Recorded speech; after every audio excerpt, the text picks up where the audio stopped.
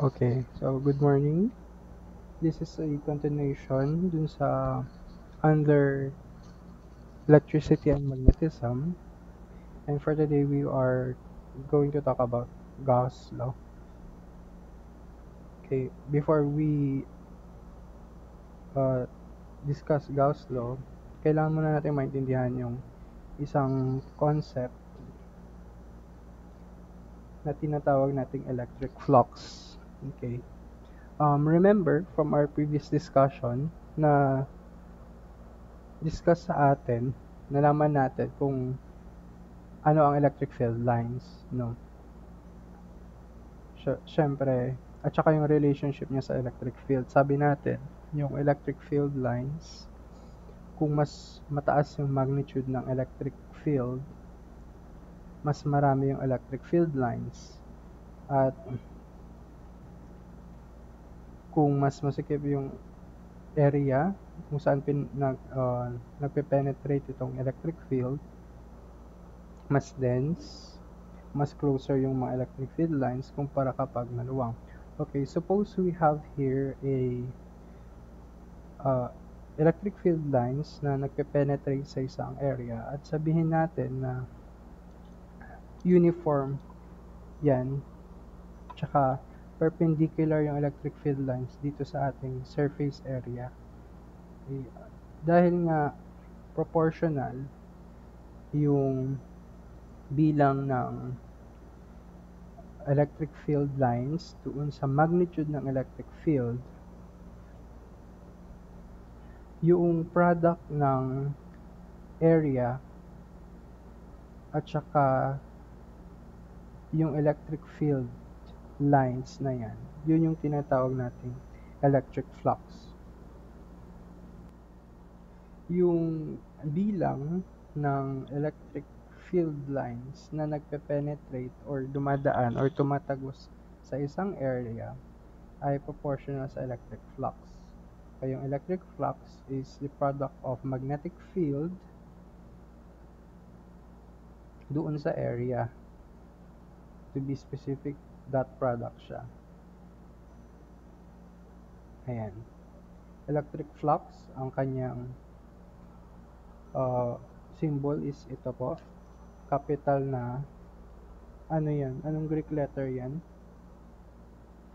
That's rho. Ano yun? Yes, actually, that's not the rho. Sorry. That's malaking phi, PHI, capital PHI. So, electric flux, phi, equals yung magnitude ng electric field times the area kung saan siya nagpe-penetrate. So, ito yung illustration natin kapag uniform electric field at saka perpendicular yung area doon sa electric field lines. So, sir, what if hindi siya perpendicular? So, kung yung area natin, yung hinahanapan natin ng flux or kung saan dumaan yung electric field lines is hindi perpendicular, as you can see, pwede nating kuunin yung area na perpendicular mismo doon sa electric field lines. At as you can see, mas konti yung makakadaan doon sa nakaslant or yung hindi perpendicular kesa doon sa perpendicular. And we can actually create a triangle dyan and apply lang natin yung SOHCAHTOA. And so, kapag hindi perpendicular yung area, kung meron siyang certain angle, okay, equal lang yun doon sa lalagyan lang natin ng cosine theta. EA cosine theta. And from this equation, you can see na, because of course, yung angle theta natin would vary from 0 to 2 pi, no? Or from 0 to 90, sabihin na natin kasi right triangle yung reference natin. Magiging maximum yung ating electric flux kapag yung angle natin is 0 degrees. That is, cosine 0 equals 1. So, magiging EA. EA na lang siya kasi cosine, kung yung angle natin ay 0. At yun na yung pinaka-maximum na electric flux na pwede nating makuha when the angle is 0, or that is, the electric field lines is perpendicular to the area kung saan siya nagpe-penetrate. At kailan naman siya pinakamaliit? Of course, magzi-zero siya kapag 90 degrees na yung angle. Ibig sabihin, parallel na siya. Yung plane natin parallel na doon sa electric field lines. Ibig sabihin, wala nang makakadaan. Parang kung ito na yung electric field lines, ito na rin yung surface. So, lahat na dumaan, wala na tayong flux. No, kasi yung flux is kung ilan yung dumaang lines doon sa isang area, nagpenetrate. Eh kung yung ating angle is 90 degrees, which means parallel na yung area natin dun sa electric field lines, wala siyang na-penetrate na area. So, that is because cosine 90 is 0. Yan, yun yung pinakamaliit na flux, 0. Yun naman yung minimum. And it happens when the angle is 90 degrees, or simply when the electric field lines is parallel to the area na kinukuhanan natin ng flux.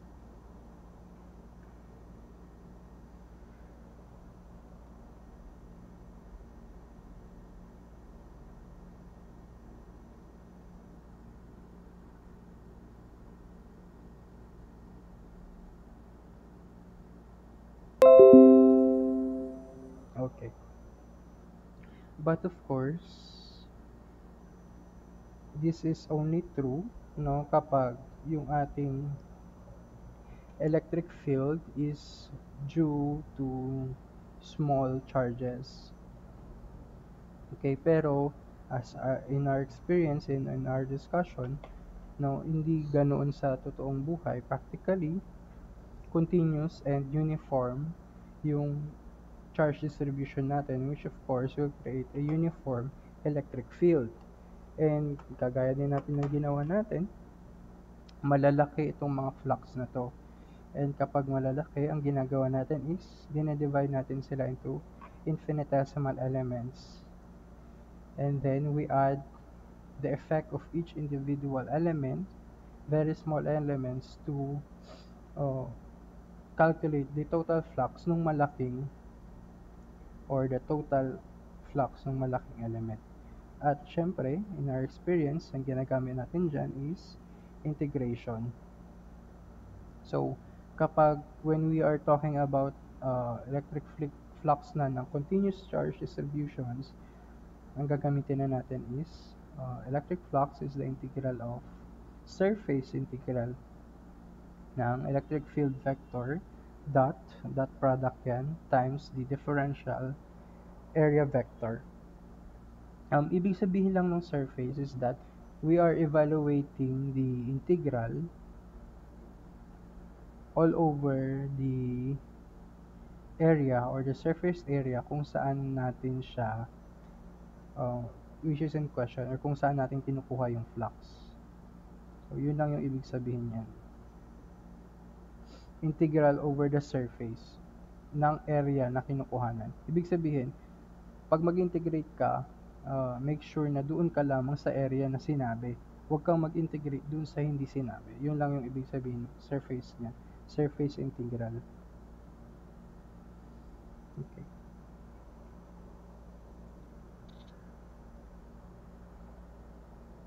Yung mga surface na in question here, yung pinag-uusapan natin surface dito, meron tayong tinatawag na closed surface. Pag sinabi natin closed surface siya na dinedivide niya ang isang space into two regions. For example, imagine niyo yung bola 'Di ba merong kahit anong bola, bola ng basketball o volleyball, 'di ba sphere 'yun or approximately spherical, meron region sa loob kung saan nilalagyan natin ng hangin, empty, and then meron ding region dito sa labas.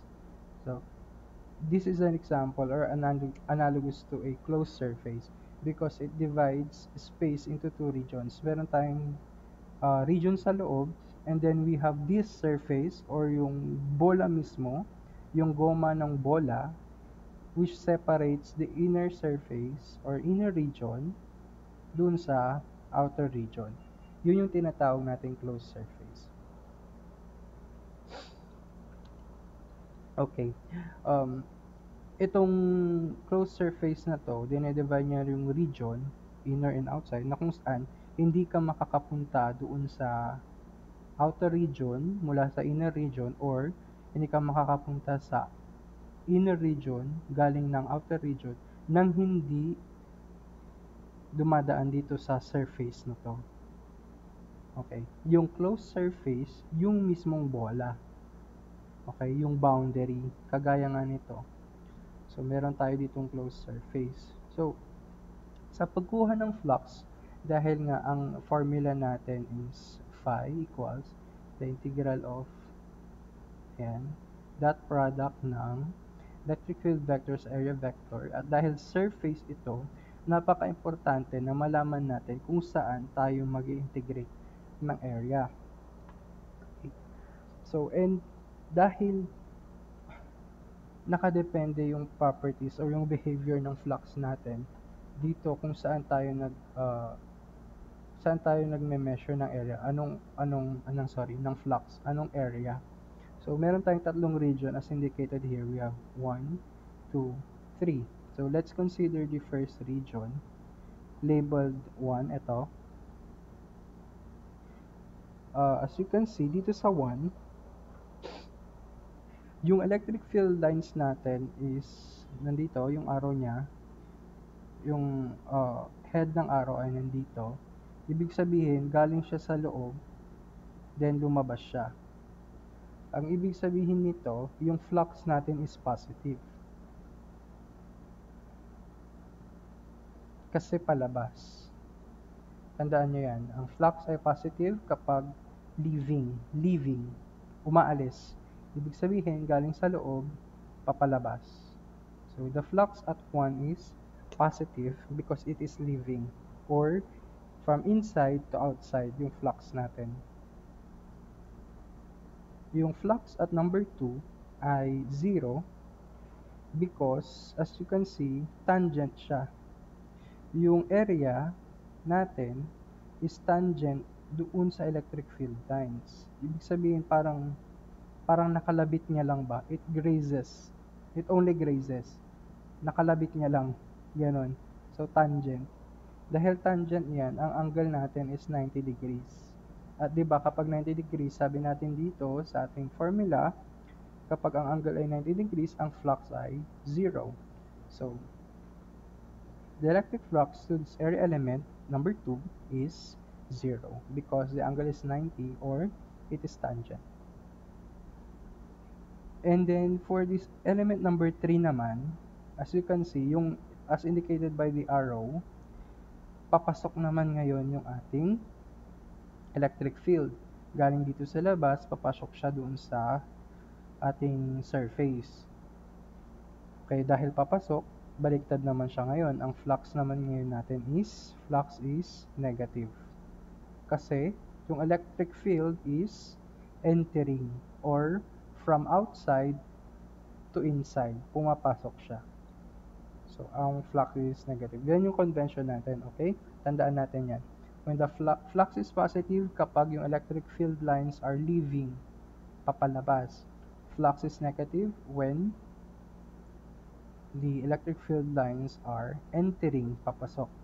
And flux is 0 kapag the angle is 90 degrees or that is tangent yung ating area doon sa electric field lines.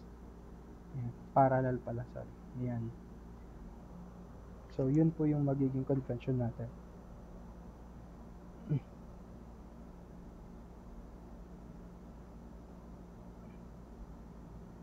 With that notion, okay, pwede na nating i-simplify ito. Imbis na gawin na nating vector, imbis na dot product ng vector, dahil meron naman na tayong convention dun sa kanyang direction, if it's positive, negative, or zero, pwede na lang natin kunin na lang yung magnitude ng electric flux, which is the integral or surface integral ng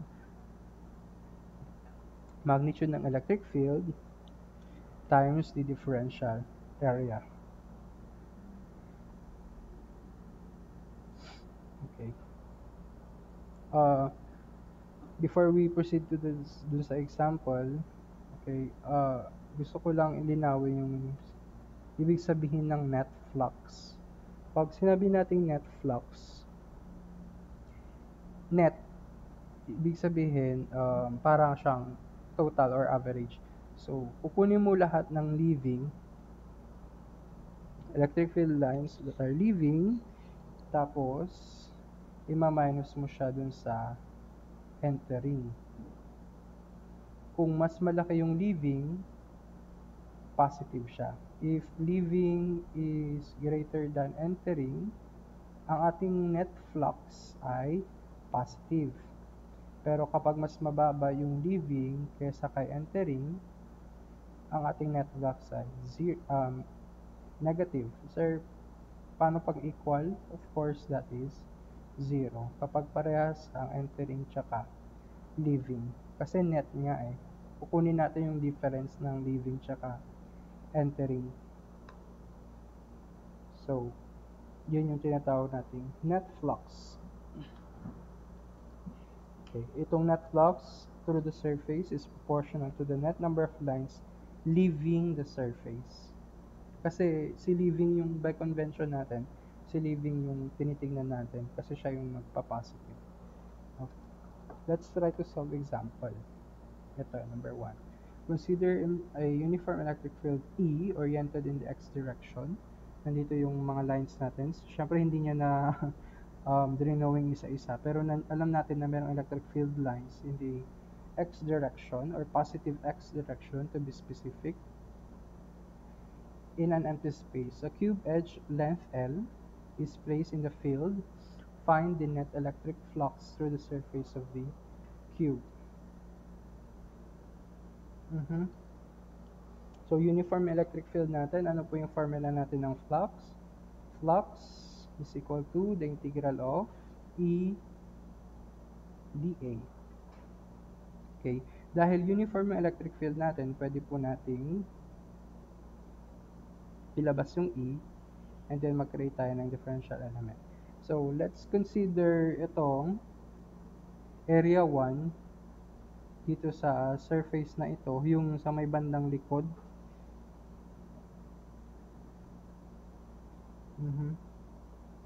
So, dahil nga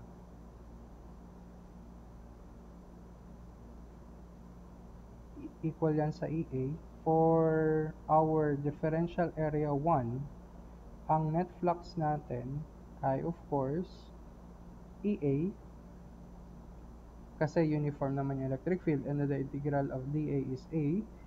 So, E, pero yung area natin dahil cube siya, 'di ba? Ang faces ng cube ay square.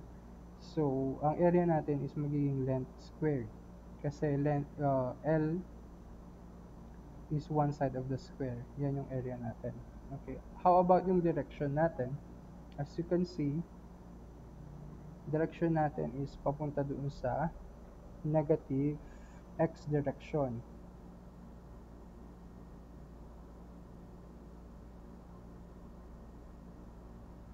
Okay. Dahil papunta nga dito sa negative x direction yan, pag i-compute mo yung angle with respect to the x-axis, that is 180, di ba? Or that is negative x. So, negative EL squared yung ating magiging sagot. So, lalagyan natin ng negative EL squared.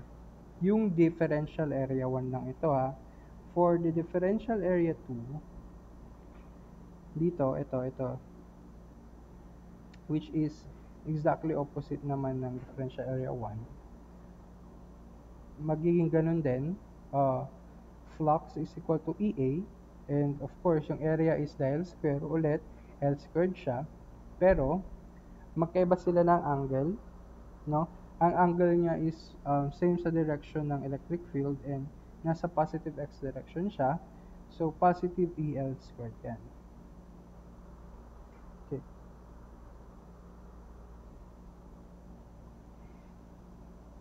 Okay. How about, sorry, A2 ito. How about doon sa ibang direction? Ano ang mangyayari dito sa A3? Ayan. Itong differential area A3, yung mga pataas. At saka itong pababa. Di ba?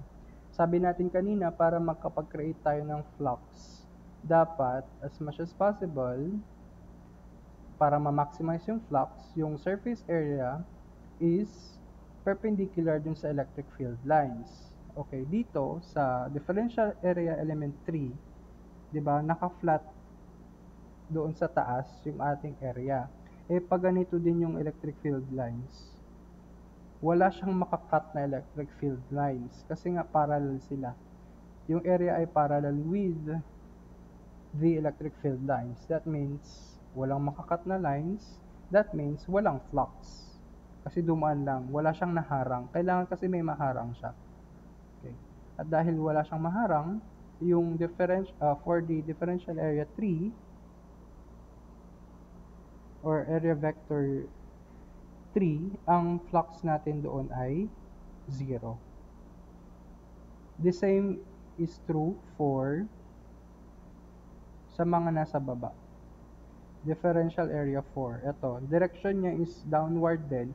Pero as you can see, the surface area is parallel doon sa electric field lines. And still, wala siyang makakat na electric field lines. And therefore, also, its flux is 0. Now, calculating for the total net flux, entering plus leaving niya, minus leaving, okay, i-add natin, pero na-consider na kasi natin yung direction. So, EL squared for the differential element 2, negative EL squared sa differential element 1, area element 1, plus 0, that would give us, sorry, that would give us a total flux of, or net flux na 0. Kasi positive to negative to. So, magka-cancel lang yung flux dito sa dA2 at saka dA1. Sa dA3 and dA4, 0 naman. So, the net flux is just 0.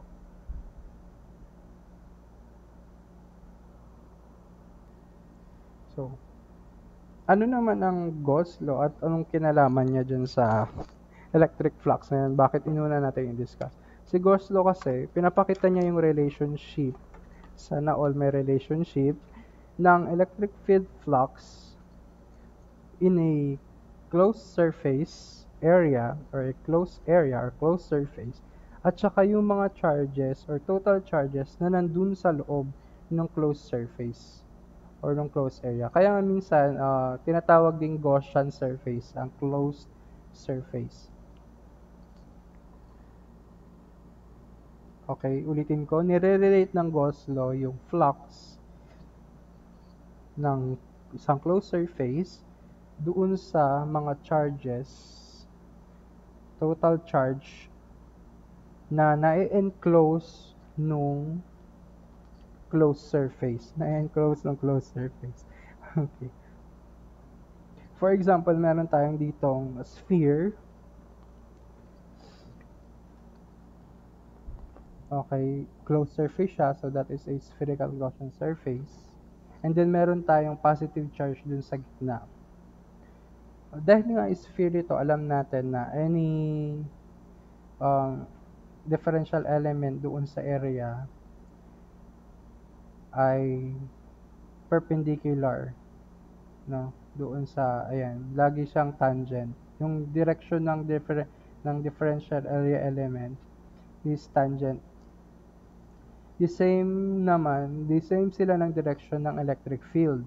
Kasi 'di ba, sabi natin kapag meron tayong point charge, ang direction ng electric field lines or ng electric field itself ay radially outward or palabas in all directions. Ayan. That means yung electric field lines or the electric field itself is parallel or in the same direction as the differential area natin, which is tangent siya doon sa surface at any point. Okay. So, if we apply yung definition natin ng flux kanina, which is the integral, the surface integral ng electric field, dot product to differential area vector, okay, and we consider na the directions, kung consider natin yung magnitude lang, magiging EDA, or magnitude ng electric field times differential area. Okay, pwede nating ilabas si E, dahil sabihin natin, ano naman siya point charge. So, constant yung kanyang electric field. And then, we can say, since, di ba, meron lang tayong isang point charge doon sa surface natin, sa gitna niya, hindi ko na isama yung drawing, sorry. Meron lang tayong positive charge. Ayan, tapos may radius yung surface natin na R. Okay, from saan galing itong E natin? This is the definition ng electric field gamit yung Coulomb's law, di ba? Okay, as you can see, dahil electric field siya, isang Q lang sa nasa taas. Kasi parang nag-create tayo ng test charge dito sa dulo ng surface natin at radius R. So, the electric field at the surface is KEQ all over R squared. Hindi na tuloy yan. At of course, dahil sphere yan, ano ang area ng sphere? 4 pi R squared.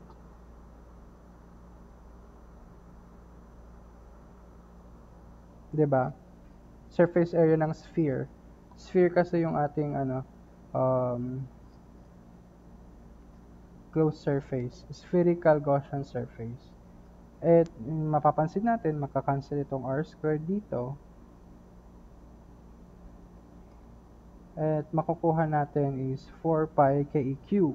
Pero, di ba, ang definition natin ng KE, or yung constant natin sa Coulomb's law, that is equal to, KE is equal to 1 all over 4 pi times the permittivity of free space. So, we can substitute that actually, and then makakancel yung 4 pi, and that would leave us to KQ all over permittivity of free space.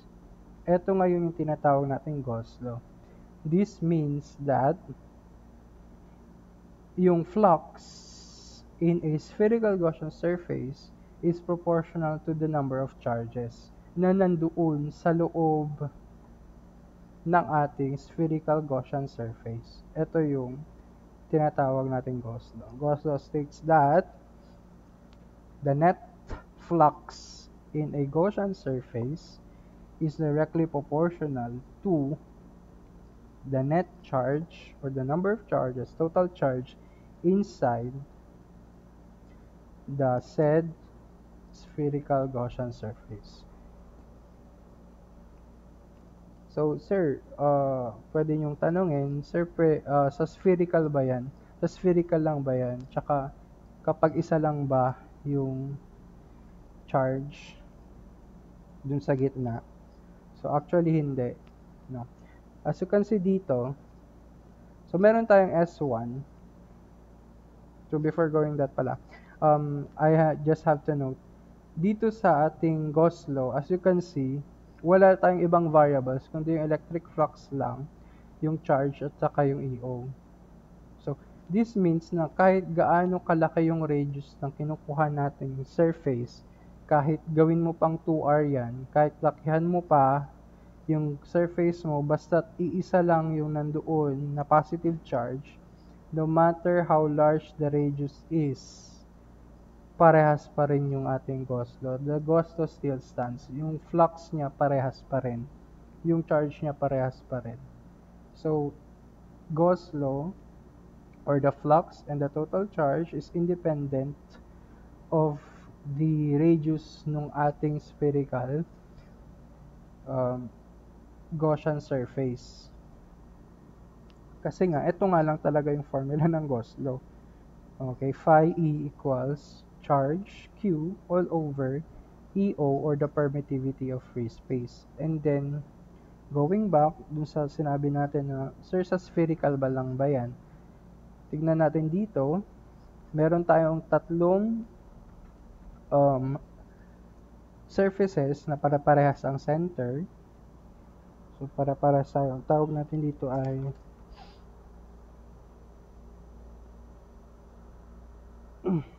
para-parehas yan.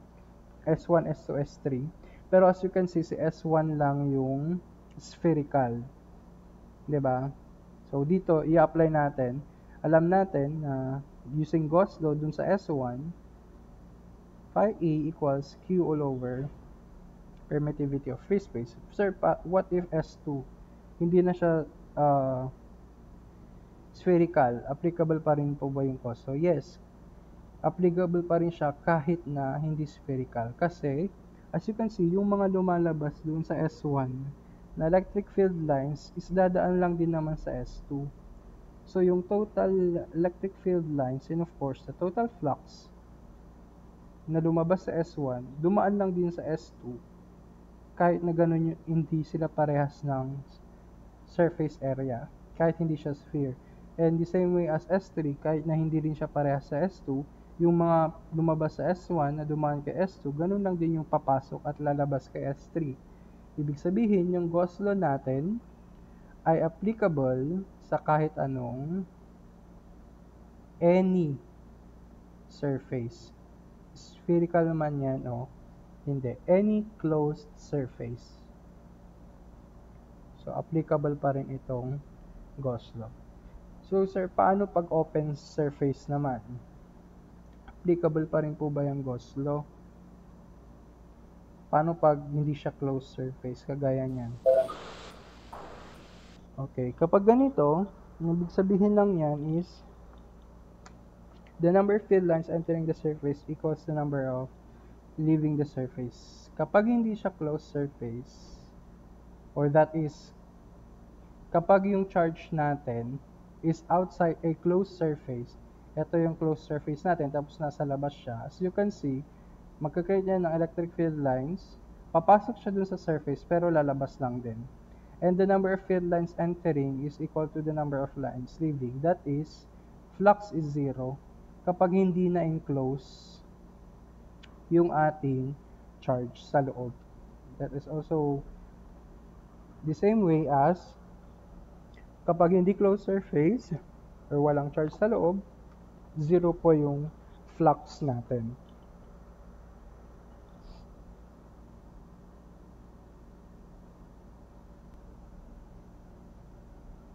Okay. So, I have here a scenario. Meron tayong tatlong closed surface, S, S prime, and S2. Okay. Ano ang magiging flux natin sa S?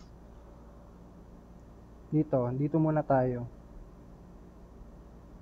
Ayan. Dito sa closed surface na S, ang total flux is, dahil isa lang naman yung charge na na-enclose niya, Q all over AO. Okay, sir, wala bang epekto yung nandito? Meron naman, pero di ba nga, sabi natin, kapag hindi niya na-enclose yung charge, papasok siya, pero lalabas lang din. Unlike yung mga Q1 na palabas lahat, or papasok lahat. Yan. So, sa S1,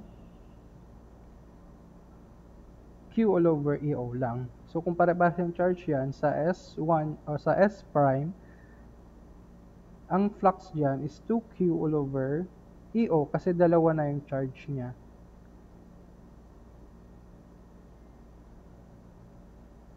How about sa S3? Wala siyang nakulong na charge. So, meron namang 4 doon. Kahit na merong 4 sa labas, sabi nga natin, kapag may pumasok, lalabas. Kung nasa labas yung charge mo at wala siyang na enclose, 0 pa rin. So, at S2 or S double prime, ang flux natin ay 0. Okay? Ayan. So, isipin natin, parang hindi naapektuhan yung iba. Parang kapag measure natin yung flux, focus lang tayo dun sa surface. Kasi nga, kaya nga, tinawag na surface integral. Kasi magfo-focus lang tayo dun sa surface. Pero that doesn't mean na hindi siya apektado ng electric field, okay? Of course, merong mga force ng kung electric field yung pinag-uusapan. Pero kapag electric flux yung pinag-uusapan, okay, sa electric flux via Gauss law, ang papansinin mo lang talaga is yung mga charges na na-enclose doon sa closed surface natin. Okay, wala nang epekto or ang epekto ng Q4 at ng mga charges doon sa labas is just 0 kasi papasok sila pero lalabas lang din. And the total number of lines that is entering is equal to the number of lines which is leaving. Therefore, net flux sa mga nasa labas na charges ay 0.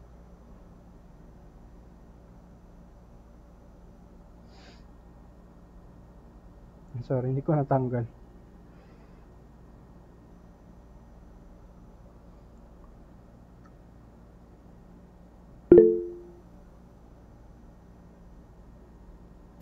Yung mic niya, sir. Okay. Ikaw yung nagtatanong, ako yung pagkasabihan mo. Okay.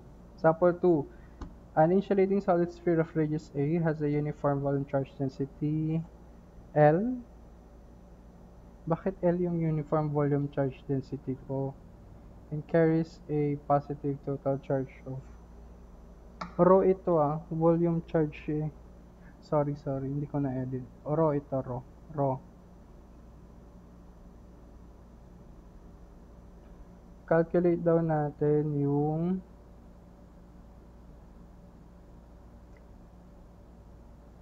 magnitude of the electric field at the point outside the sphere and find the magnitude of the electric field at the point inside the sphere. Okay, let's try for letter A. Radius A, volume charge density rho carries a total positive charge na Q. Wala na namang given. Okay, eto. For letter A, na a point outside the sphere, so sabihin na natin, create tayo ng Gaussian sphere na may radius r, wherein r is greater than a, or that is a is less than r. Kasi nga nasa labas, di ba? Ito yung ating uniform charge. So, uniform charge na to, hindi na siya isang positive charge lang. Uniform na. Kasi meron na siyang charge, uniform volume charge density na Q. Okay. Applying yung ating Gauss law, electric field is equal to surface integral ng EDA, and that is equal to, di ba, via Coulomb's law, dapat yung total flux is equal to the charge, total charge, uniform charge, divided by permittivity ng free space. Okay. Yung left side natin, dahil uniform naman si E, magiging, pwede natin siyang labas, dA is equal to Q all over EO. And dahil integral ng differential area is just EA, at dahil sphere yan, ang area ng sphere natin is 4 pi r squared. Okay.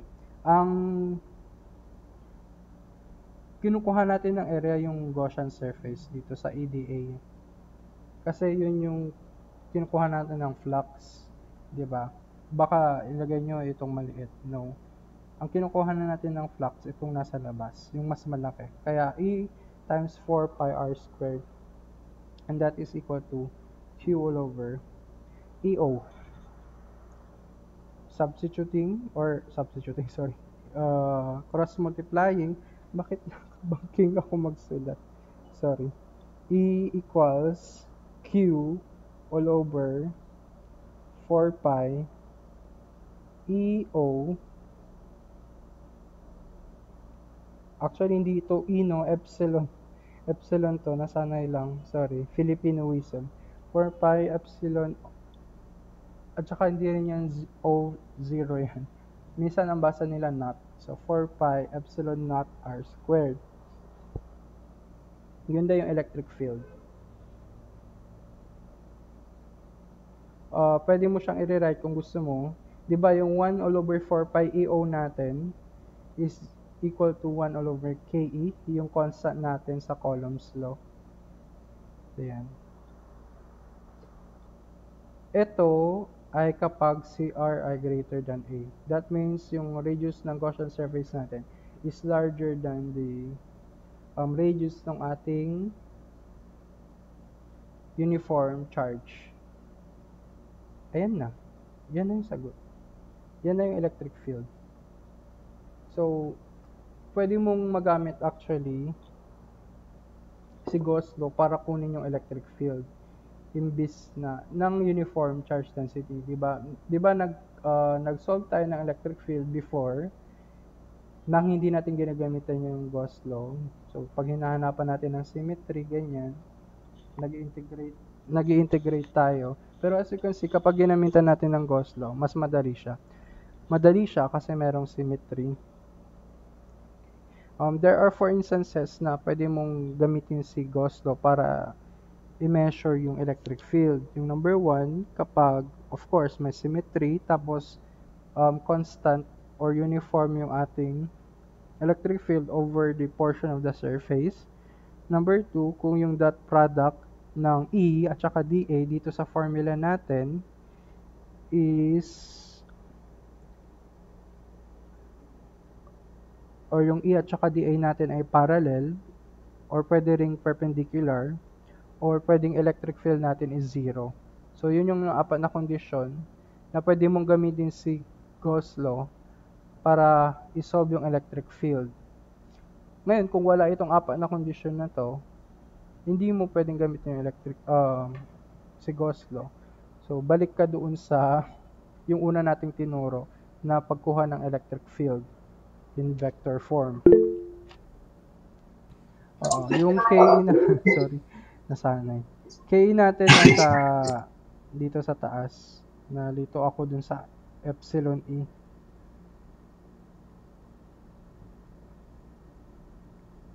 Kasi si KE ay 1 all over 4 pi epsilon naught. Ayan, yun yung pinalitan natin dito sa baba. So, nasa taas siya or pwedeng nasa gilid. So, ulitin ko.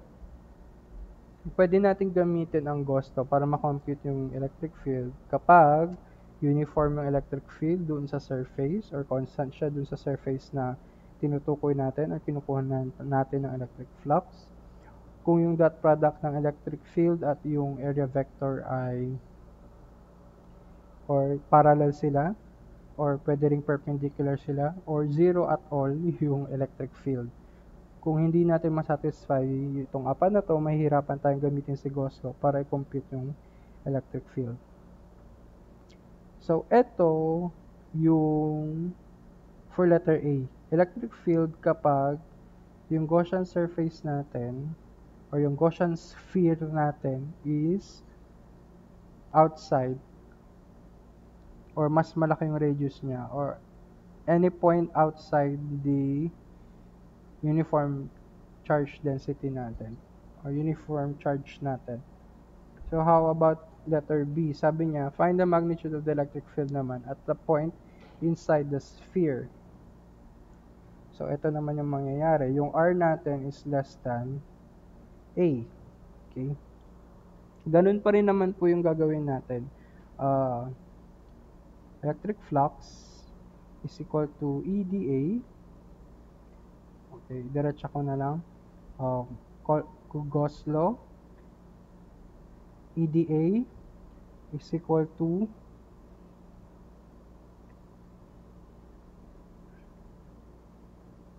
Q in all over EO. Yung Q in is yung total number of charge dito sa mas maliit na sphere, Gaussian sphere, na nasa loob mismo nung ating uniform charge.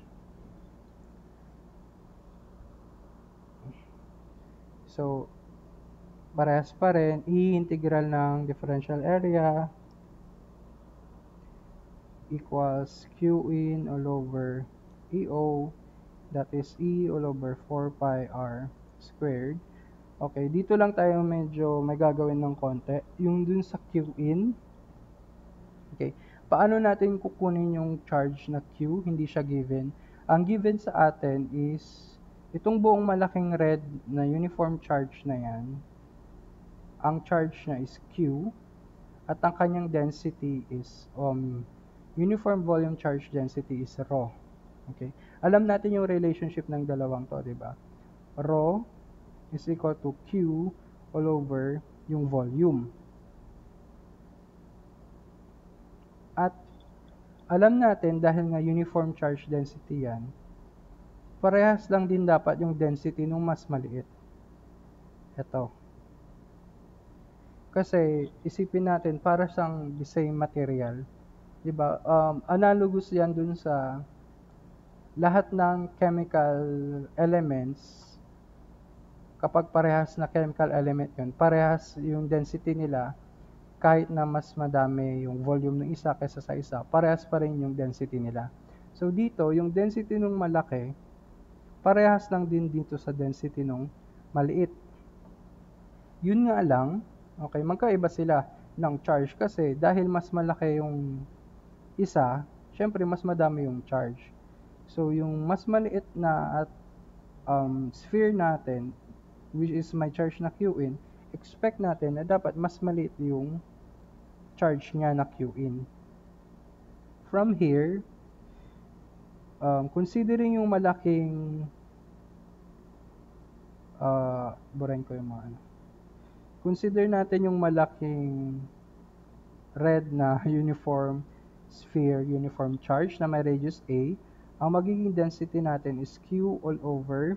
Volume is 4 pi. Ang radius niya is A. So, magiging A 4/3 4 pi A cube. Okay? Ito yung density. At yung density nga na ito is parehas lang dun sa density ng maliit. Kasi nga, isipin nyo na lang, gawa sila sa same material, kumbaga. No? So, dapat parehas sila ng density. So, doon sa maliit, density is equal to Q in all over yung volume naman niya. Ano ang volume niya? Ang radius ng maliit, as you can see, is R. So, 4/3 pi R cube siya. Pero 'di ba, yung density nga nila parehas. So 4/3, pwede nating palitan 'yan. Q all over 4/3 pi R A cube equals Q in all over 4/3 pi, so bakit may pi R? Pi A cube, pi A cube. 4/3 pi R cube. Okay? Parehas sila na may 4/3 pi. Cancel na natin yon.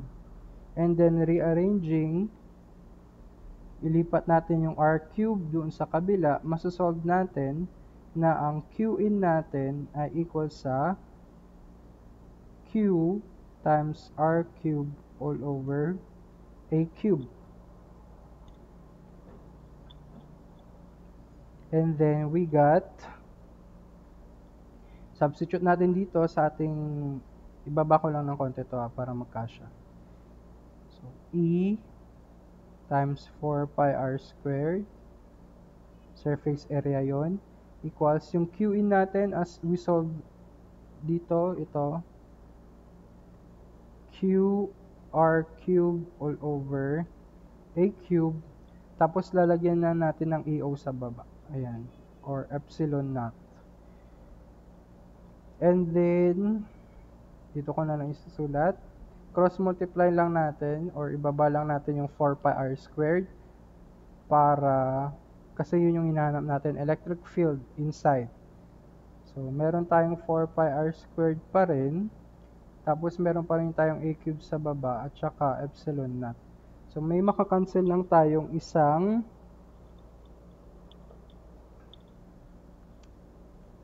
bakit? Okay. May makakancel lang tayong dalawang r squared sa baba. Ito, yan. Tapos, dito sa taas, may matitirang isa. So, ang E natin is Q all over 4 pi. Pagtatabihin ko na lang si 4 pi EO kasi 'di ba pwede natin yung palitan ng KE. A cube, tapos merong isang R sa taas. And finally, pwede nating palitan si 1 all over 4 pi epsilon naught ng KE Q R all over A cube. Sorry. Tama, A cube. That is when R is less than. Yan na po yung ating final answer for letter B. When the point is inside the sphere, yan po yung magiging electric field natin. As you can see, kapag si R it approaches 0 or yung radius natin, habang lumilit yan, papuntang 0, yung electric field natin is 0. Which is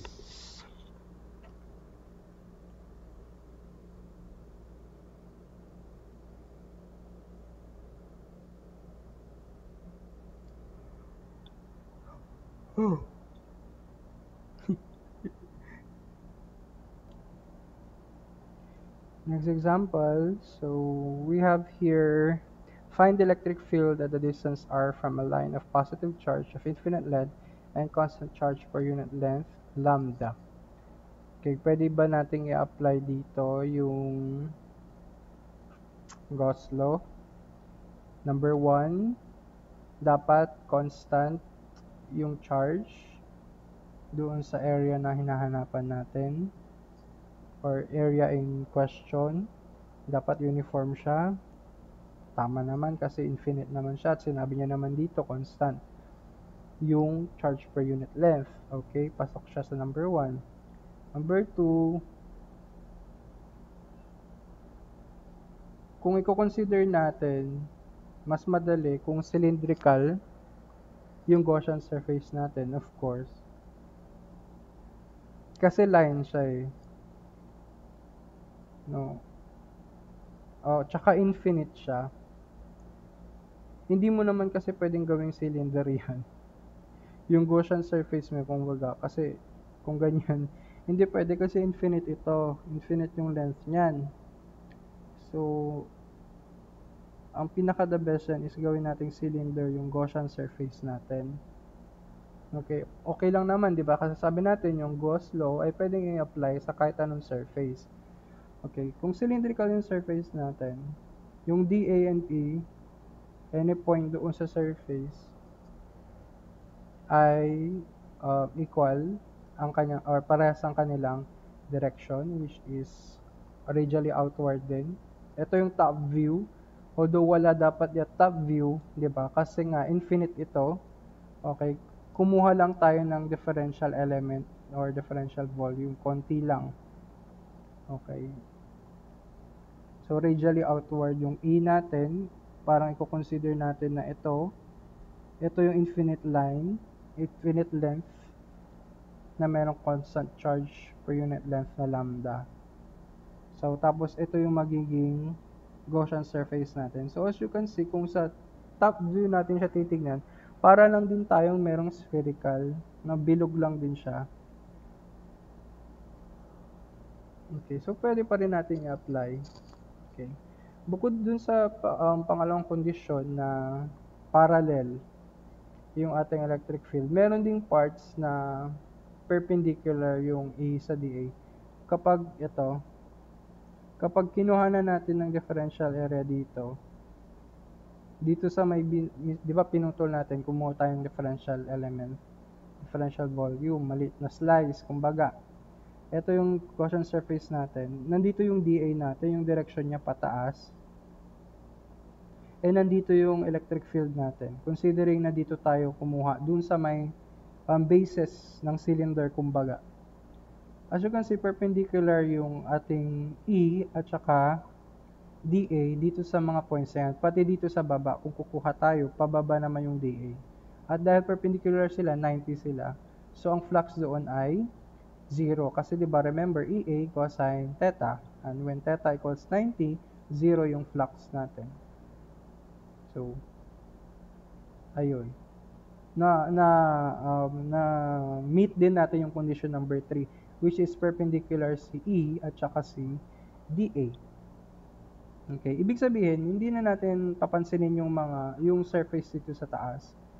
Wala tayong makukuha dito, tsaka dun sa baba. Ang titignan lang natin is yung nandito. Yung cylindrical surface na ang direction is outward, yung area. Or same dun sa direction ng electric field.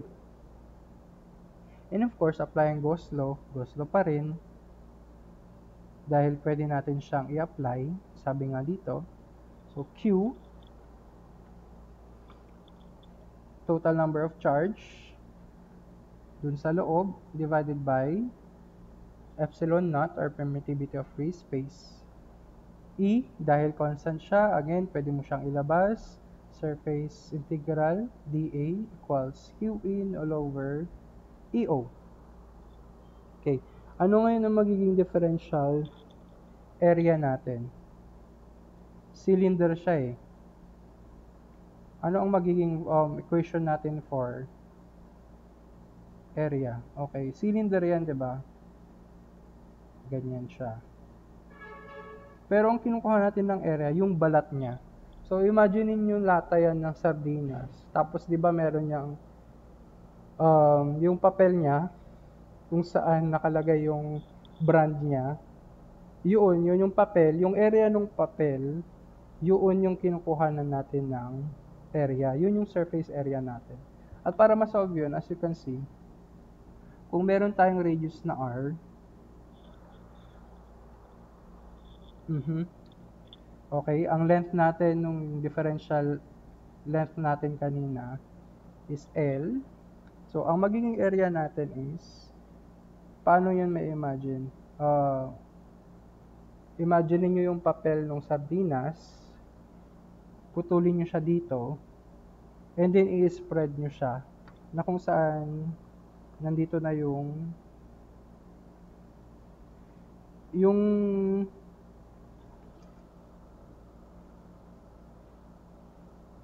ayan, yung may dotted lines, yun yung kung saan natin pinutol yung papel ng sardinas. As you can see, kapag pinutol mo yon ng straight at parallel dun sa height ng cylinder, makakapag-form tayo ng rectangle na kung saan ang width niya is yung length kanina. Tapos, ano ito? Ano yung nasa circumference? Circumference mismo nung circle. Kasi di ba pag binalik mo yan, makakapag-form tayo ng ayun, yung nabura, yun yung circle. Di ba? Pag pinutol mo yan, ito yun. Actually, yan mismo yung circumference ng circle. So, that is 2 pi r. At kapag kuhanin mo yung area niyan, length times width lang, 2 pi r times L. So, yung area natin dito, yun yung 2 pi RL. E times 2 pi RL. Tapos, ano yung Q in natin? Given naman tayo ng uniform electric length, constant density na lambda, that is equal to Q all over, tama naman, Q in all over L, solving for that, kasi given din yung length na L, Q Q in is equal to cross multiply lambda L. So, yung Q in natin doon, pwede na natin palitan ng lambda L all over epsilon naught. Solving for the electric field, magde-divide lang tayo ng 2 pi RL. So, lambda L all over 2 pi RL epsilon naught. Cancel po yung length na L. That is equal to lambda 2 pi R epsilon. Or actually, pwede mo siyang i-rewrite as lambda KE lambda all over R times 2. No, saan galing yun, sir? Kasi din sa baba, meron tayong 1 all over 2 pi EO, di ba? Eh, yung KE natin is 1 all over 4 pi EO. So, kapag minultiply mo ng 2 yung KE, magkakaroon siya ng 2 sa taas, tapos 4 pi epsilon naught. Bakit ayan, epsilon naught. So, cancel yung isang 2 dito, may matitirang 2. Makukuha mo yung 1 all over 2 pi epsilon naught. So, ibig sabihin, 2KE. Yung 1 all over 2 pi epsilon naught. Kaya doon naging 2KE siya. Lambda R. Yun na po yung ating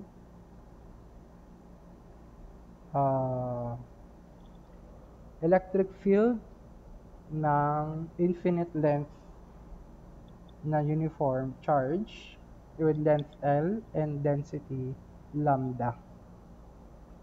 Sir, pwede ba natin gamitin yung Gauss law kapag hindi infinite yung length ng line charge natin? Hindi natin siya pwedeng gamitin kasi hindi na magiging constant. So kasi kapag pinutol mo, ganyan lang yung ating charge, hindi constant yung electric field. Kasi meron ding electric field dito sa ends. Hindi parehas dun sa electric field dito sa gilid. So, hindi mo siya pwedeng gamitin. Hindi siya symmetric kasi. So, hindi enough yung symmetric property niya para magamit natin yung Gauss law.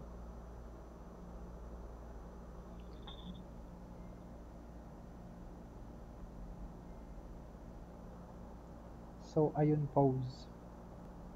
So, next example tayo.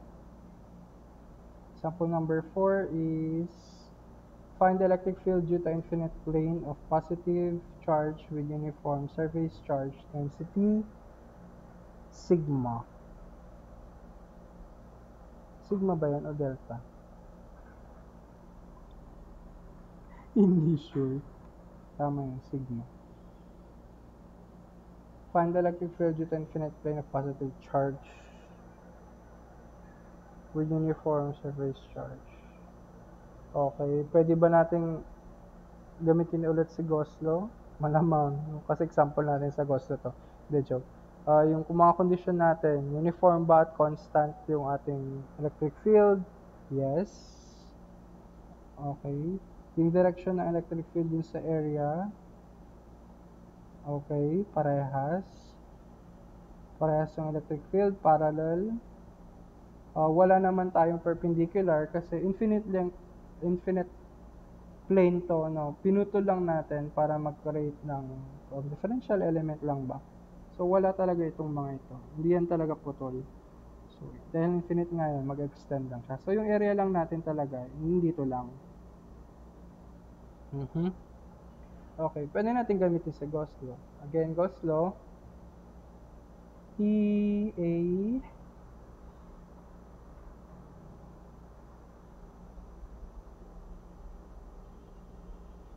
equals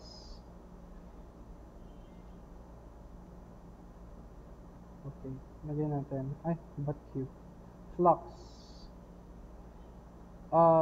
Infinite plane to.